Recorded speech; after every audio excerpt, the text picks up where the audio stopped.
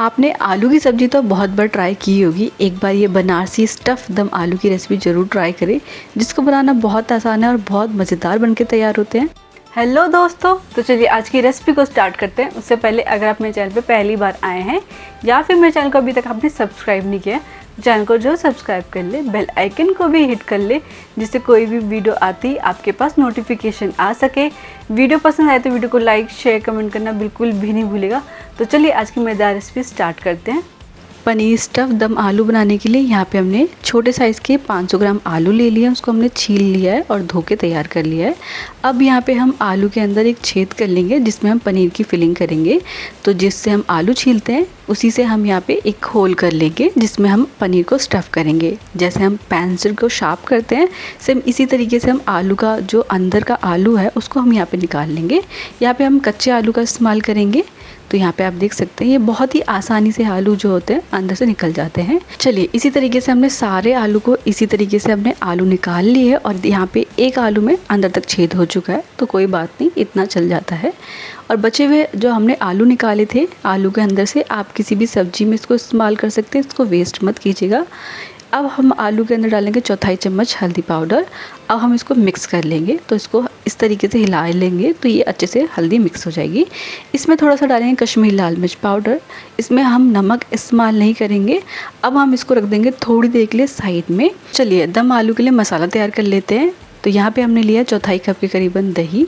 दही यहाँ पे खट्टी नहीं होनी चाहिए। इसके बाद कुछ बेसिक से मसाले ऐड कर लेते हैं। 1 चम्मच डालेंगे धनिया पाउडर, आधा चम्मच कश्मीरी लाल मिर्च पाउडर, आधी छोटी चम्मच हल्दी पाउडर, तीखी लाल मिर्च आधी चम्मच, मिर्च आप अपने हिसाब से कम या ज़्यादा कर सकते हैं, चौथाई चम्मच गरम मसाला, 10 से 12 चीनी के दाने, आधी छोटी चम्मच काला नमक, थोड़ा सा डालेंगे कस्तूरी मेथी और इन सभी को यहाँ पे हम दही के साथ मिक्स कर लेंगे।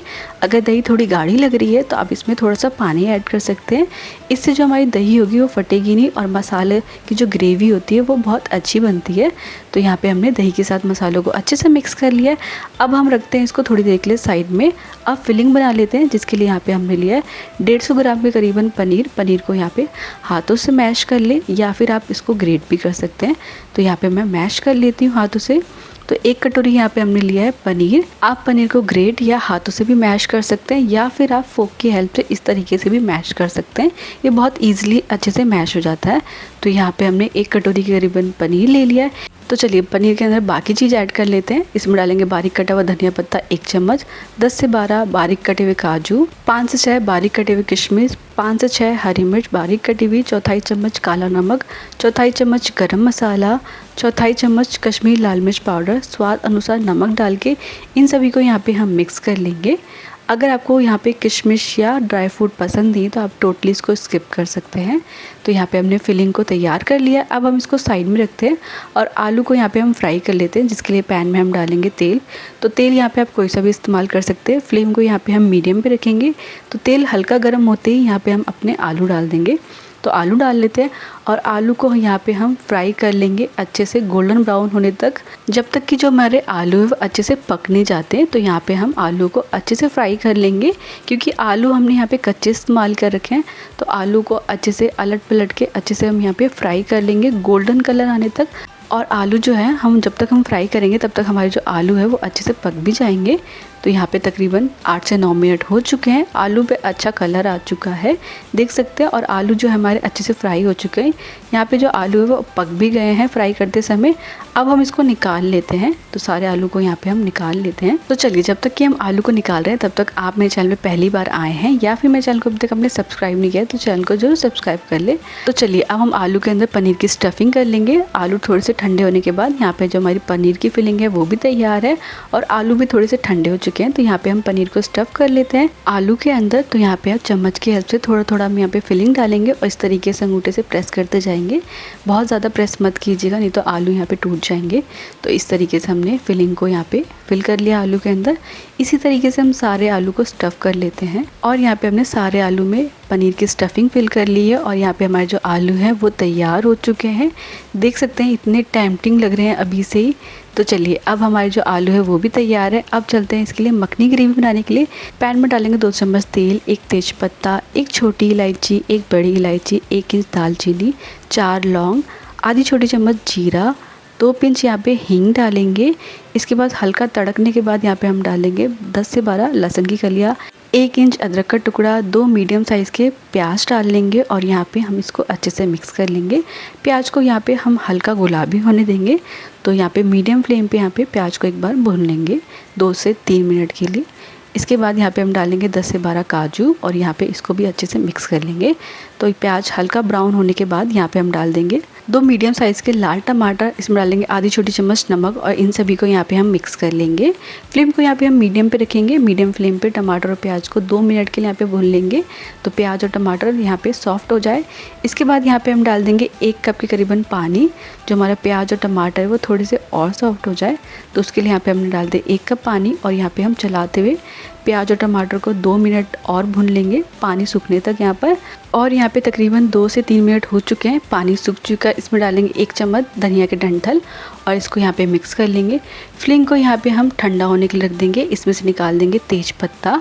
आप चाहे तो यहाँ पे जो गरम मसाला डाला है वो भी आप यहाँ पे निकाल सकते हैं और मैं यहाँ पे इसको नहीं निकालती हूँ, मैं इसी के साथ इसको पीस लेती हूँ। इससे जो उसका फ्लेवर होता है और भी ज़्यादा अच्छा आता है। तो हमारा प्याज टमाटर जो है अच्छे से ठंडा हो चुका है। इसको अब डाल देते हैं एक जार में। तो इसका हम एक पेस्ट बना के तैयार कर लेंगे मखनी ग्रेवी का हमारा। तो यहाँ पे हम सारा यहाँ पे प्याज टमाटर डाल लेते हैं। अगर आपको लगे यहाँ पे पीस नहीं रहा है तो थोड़ा सा यहाँ पे पानी डाल ले, ढक्कन लगा के अब हम इसको ब्लेंड कर लेते हैं।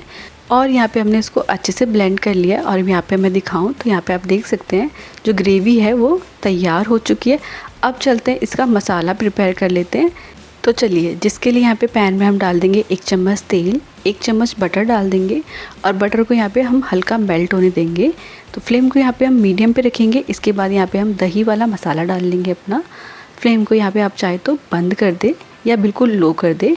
इसमें डाल देंगे 1 कप पानी और यहाँ पे हम इसको अच्छे से मिक्स कर लेंगे।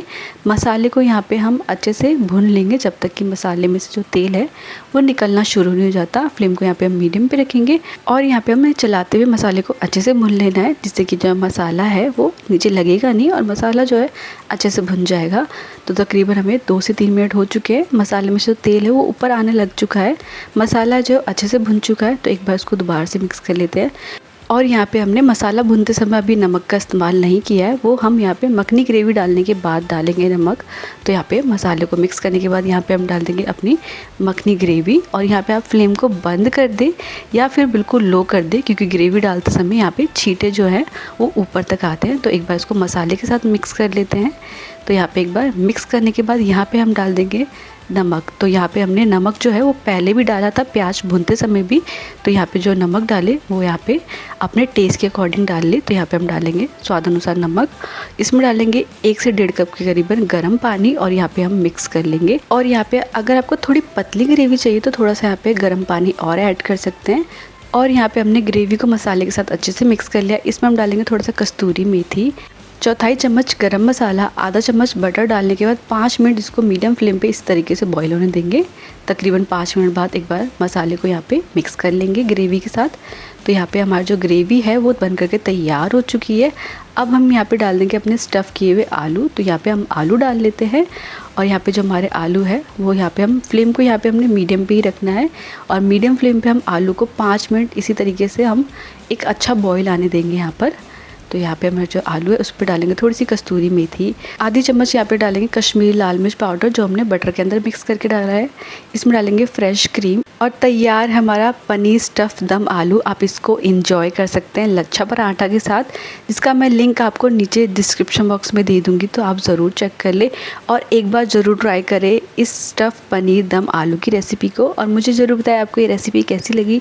वीडियो पसंद आई तो वीडियो को लाइक शेयर कमेंट करना बिल्कुल नहीं भूलेगा और ऐसी अमेजिंग रेसिपीज़ के लिए मेरे चैनल को जो सब्सक्राइब कर लीजिएगा। मिलेंगे आपको नई वीडियो में एक नई रेसिपी के साथ, तब तक आप एंजॉय कर सकते हैं इस रेसिपी को।